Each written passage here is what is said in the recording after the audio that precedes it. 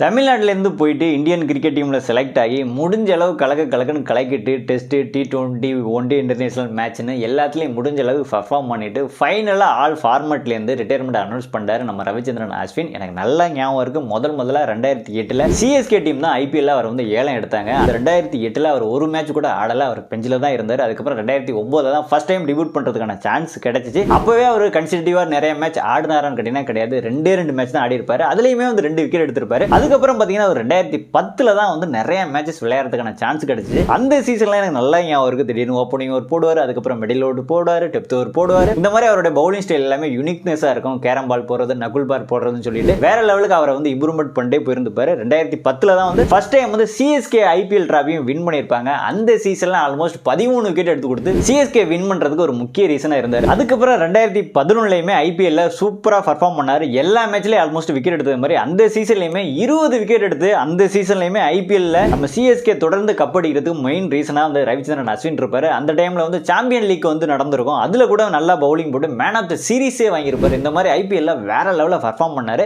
அந்த டைம்ல தான் வந்து ஒன் டே மேட்ச்ல வந்து அவர் வந்து செலக்ட் ஆனாரு. ஆல்மோஸ்ட் நல்லா ஞாபகம் இருக்கு. ஜிம்பாப்வே, ஸ்ரீலங்கா, இந்தியா ட்ரை சீரிஸ்னு ஒரு சீரிஸ் போனாங்க. அதுல தான் டிபியூட் பண்ணாரு. அந்த சீரிஸ்ல கூட ஸ்ரீலங்கா கிட்ட ஒரு மேட்ச்ல வந்து இந்தியா ரொம்ப நிறைய விக்கெட் போயிருக்க சுச்சுவேஷன்ல இவர் பேட்டிங் வந்து ஆல்மோஸ்ட் 38 ரன் எடுத்து வைப்பாரு.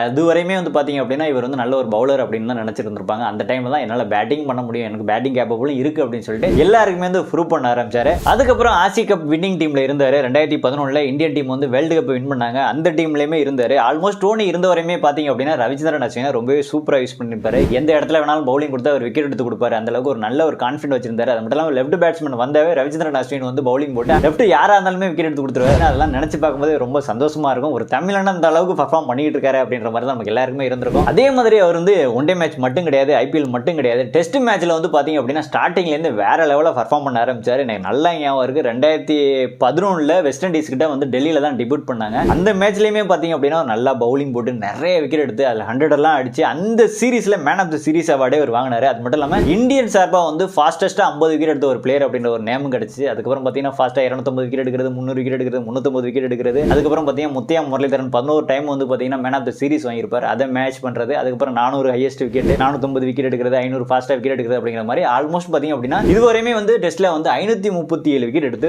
ஒரு டாப் 10 பவுலிங் ரேங்கிங் எப்போ எடுத்தாலுமே பாத்தீங்க அப்படின்னா இவர் வந்து இருப்பாரு. அந்த அளவுக்கு தான் வந்து லைஃப் டைம் அச்சீவ்மெண்ட் வந்து இவர் பண்ணி வச்சிருக்காரு. இதுவரை ஓவராலா 106 டெஸ்ட் மேட்ச் விளையாடி இருக்கிற இவர் 3503 ரன்னையும் அது மட்டும் இல்லாம 537 விக்கெட்டையும் எடுத்திருக்காரு. அது மட்டும் இல்லாம 116 ஒன் டே இன்டர்நேஷனல் மேட்ச் விளையாடி இருக்கிறவர் 707 ரன்னையும் 156 விக்கெட்டையும் எடுத்திருக்காரு. அதுக்கப்புறம் 65 T20 விளையாடி இருக்கிற இவர் 184 ரன்னையும் 72 விக்கெட்டையும் எடுத்திருக்காரு. உண்மையை சொல்ல போனோம் அப்படின்னா தமிழ்நாட்டிலேருந்து இதுக்கப்புறம் எத்தனை கிரிக்கெட் பிளேயரோ போயிட்டு விளையாடலாம். ஆனா இவரை மாதிரியான ஒரு அச்சீவ்மெண்ட்லாம் பண்ண முடியுமான்னு கேட்டீங்கன்னா கண்டிப்பா அது கொஸ்டின் மார்க் தான். இதெல்லாம் நினைச்சு பார்க்கும்போது பிரமிப்பா தாங்க இருக்குது. உண்மையை சொல்ல போனோம் அப்படின்னா ரவிச்சந்திரன் அஸ்வின் ரிட்டையர்மெண்ட் அனௌன்ஸ் பண்ணதுக்கு அப்புறம் எனக்கு பர்சனலாவே மறுபடியும் தமிழ்நாட்டிலேருந்து யாராவது ஒரு பிளேயர் போயிட்டு இந்த அளவுக்கு பர்ஃபார்ம் பண்ணுவாங்களா அப்படின்னு எனக்கு வந்து டவுட்ஃபுல்லா தான் இருக்கு. மேபி வந்து நிறைய பிளேயர்ஸ் இருக்காங்க, யங்ஸ்டருக்கு வழி விடுறது மாதிரி தான் அவர் வந்து ரிட்டையர்மெண்ட் அனௌன்ஸ் பண்ணியிருக்காரு. எல்லாத்தையுமே நம்ம அக்செப்ட் பண்ணிக்கிட்டாலும் நம்ம ரவிச்சந்திரன் அஸ்வின் நல்ல கரண்ட் ஃபார்ம்ல ஆல்மோஸ்ட் பாத்தீங்க அப்படின்னா இப்போ வந்து டெஸ்ட்ல வந்து சிறந்த ஆல்ரவுண்டர் லிஸ்ட்ல வந்து ஆல்மோஸ்ட் 3ஆவது இடத்துல இருப்பாரு. பெஸ்ட் பவுலிங் ரேங்கிங்ல வந்து ஆல்மோஸ்ட் 5ஆவது இடத்துல இருக்காரு. நல்ல ஃபார்ம்ல இருக்கும்போது இப்படி ஒரு அனௌன்ஸ்மெண்ட் பண்ணிட்டாரு அப்படிங்கிற ஒரு கஷ்டம் எனக்குமே தான் இருக்குது.